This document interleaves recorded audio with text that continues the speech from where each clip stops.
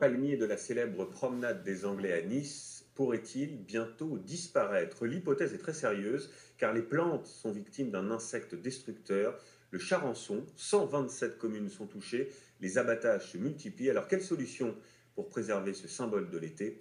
Réponse avec Emmanuel Mesped et Brice Boubi. Des palmiers à perte de vue. Ils sont le trésor d'Elche au sud de l'Espagne. La ville en compte entre 200 et 300 000. C'est la plus forte concentration de toute l'Europe. En 2000, cette palmeraie a d'ailleurs été classée au patrimoine de l'humanité par l'UNESCO. Alors ici, ils sont très nombreux à travailler grâce à cette plante. Parmi eux, Juan Francisco Rubio.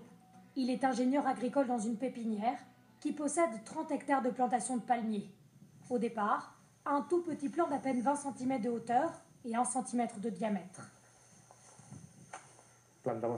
Nous plantons ici en plein sol et nous cultivons les palmiers jusqu'à ce qu'ils soient suffisamment grands pour être commercialisés. Ces plantes que vous voyez ont environ 25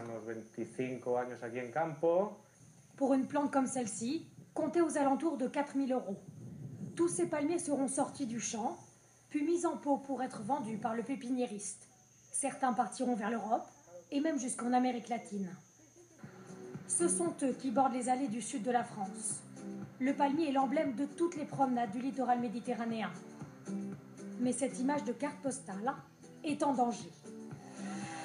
Depuis une décennie, des centaines de palmiers sont abattus chaque année en France.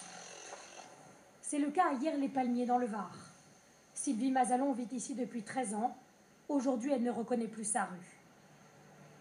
Je vais vous montrer une photo que j'ai prise il y a un an, un peu plus d'1 an. Alors les palmiers étaient déjà attaqués, mais il en restait quand même quelques-uns, la preuve. Des 35 arbres plantés ici, il n'en reste plus que 3. Une désolation pour cette riveraine. Je me sens triste parce que c'était une des raisons pour lesquelles je me suis installée dans ce secteur, parce que c'était plein d'arbres magnifiques, que je me sens très nostalgique, sachant que le charançon a eu raison du décor. Le charançon rouge, c'est cet insecte qui ronge le cœur des palmiers. Venu d'Asie du Sud-Est, il a d'abord gagné l'Espagne dans les années 90, puis la France en 2006. Depuis, impossible de s'en débarrasser. Les palmiers sont coupés en parties ou entièrement rasés.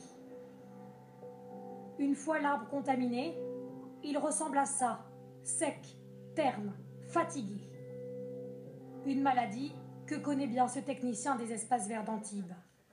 On voit que toutes les palmes sont tombées, sont en train de tomber. Et là, on peut s'apercevoir qu'il y a une odeur nauséabonde au niveau du palmier. Donc ce palmier, il est condamné. S'occuper de ces plantes coûte cher, 80 000 € l'an dernier à la ville d'Antibes. Et cette maladie ne préoccupe pas seulement les pouvoirs publics. Les propriétaires de palmiers ont l'obligation de les surveiller et de les traiter régulièrement. À Toulon, cette propriété d'1 hectare compte 37 palmiers. Hervé Pietras s'est rendu compte de la menace du charançon le jour où 2 de ces arbres se sont effondrés. En novembre 2011, du jour au lendemain, on a vu 2 très grands sujets quasiment s'effondrer, et donc celui-là. Et c'est là qu'on a pris conscience que si on ne faisait pas des opérations de prévention, tout le patrimoine allait être passé. Depuis, il a créé une association pour venir en aide à ceux qui possèdent des palmiers. On a inventé, imaginé ce dispositif, qui est un dispositif de desserte fixe, installé à demeure, et qui va conduire au cœur du palmier des solutions soit bio, soit phytosanitaires, destinées à détruire les charançons.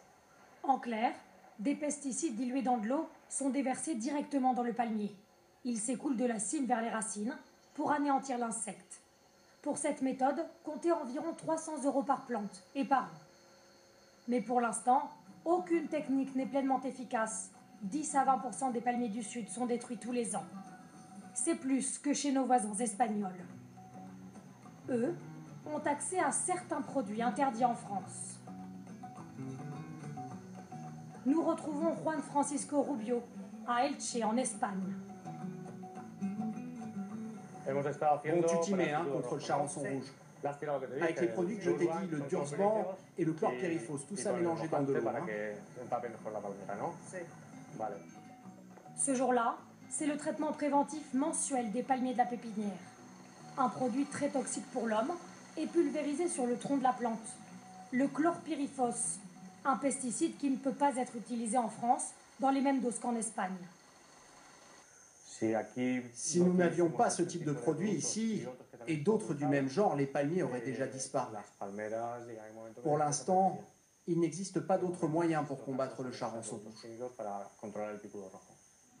Les pesticides ne sont qu'une solution temporaire.